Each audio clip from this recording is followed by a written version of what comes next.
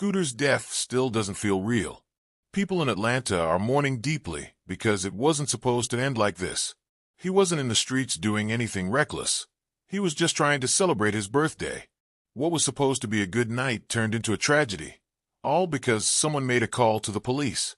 When the cops arrived, not just 1 or 2 cars pulled up, 20 cop cars showed up at Scooter's place. Imagine celebrating your birthday, having a couple drinks, and suddenly your house is surrounded like it's a war zone. Anyone with street trauma, anyone who's lived that life, is going to panic. And that's exactly what likely happened. He ran. Whether he was under the influence or just scared out of his mind, he ran. And in that chaos, he broke his leg and died. It's heartbreaking. People who knew Scooter, like Tony Yayo, paid their respects.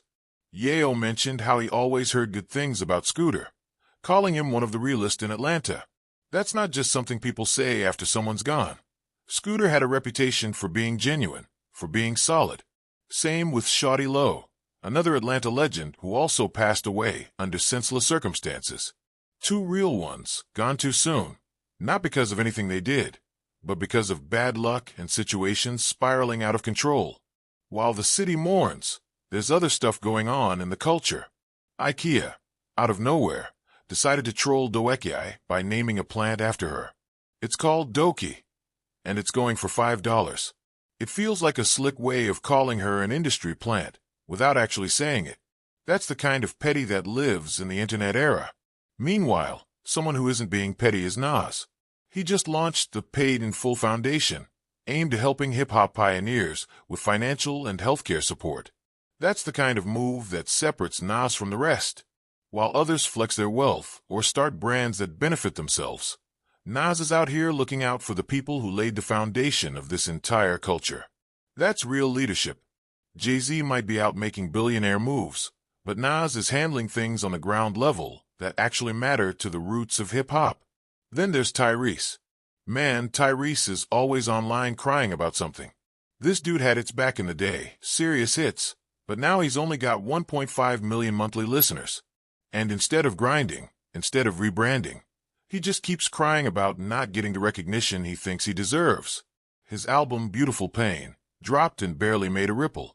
He called it his most personal work, but at the end of the day, nobody's really checking for Tyrese in 2025.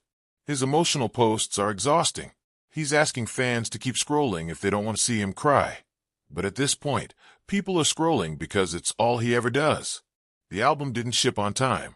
Fans didn't get what they were promised. And instead of fixing the situation, Tyrese cried more online. You can't keep playing the victim when you're the one running your own career into the ground. Sukihana jumped on the internet and declared Cardi B the queen of hip-hop. That's obviously going to stir the pot. Cardi's got hits, no doubt, but calling her the queen of hip-hop is a stretch. People like Nicki Minaj, Missy Elliott, and even Lauryn Hill have resumes that run circles around Cardi's. Sukihana's just trying to go viral with that one. Meanwhile, Kevin Gates is out here playing both sides of the fence. One day, he's preaching about spiritual journeys and clean living. The next he's laid up with Brittany Renner like she's some holy queen. This is the same Kevin Gates who had a whole partner, Drecka, who helped build him up from the bottom. Now she's nowhere to be seen. He's bouncing from woman to woman and getting called out by every one of them. These girls aren't just upset, they're airing him out.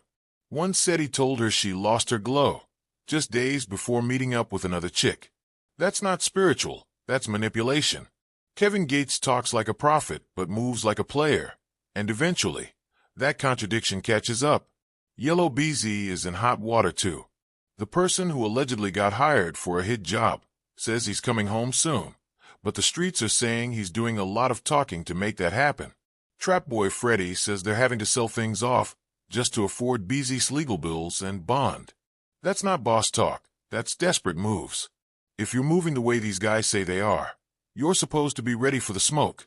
Lawyers on retainer, money stacked. Instead, they're scrambling.